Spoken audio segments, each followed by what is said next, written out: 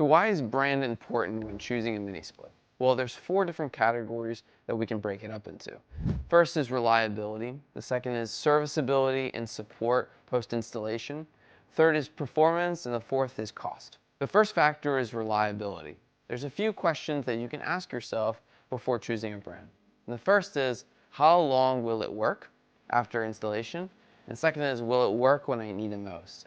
Depending on an application, you might need something more reliable or something more cost-effective. The second factor to consider is serviceability and support.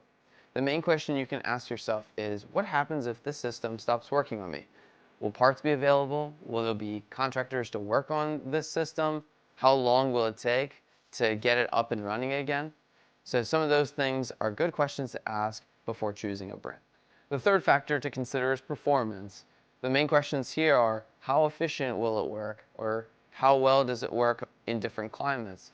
Some brands are better at heating in colder climates or cooling in really hot climates.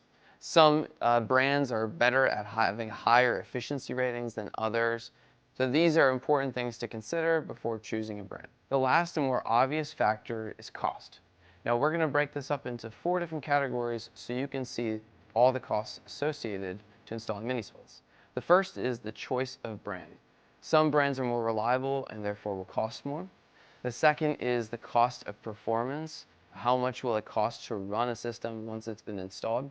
Third is the cost of a contractor or the labor, or whether you're choosing to do a DIY project with specific DIY brands. And the fourth is the cost of maintenance and service, and that's typically tied to the reliability of the brand.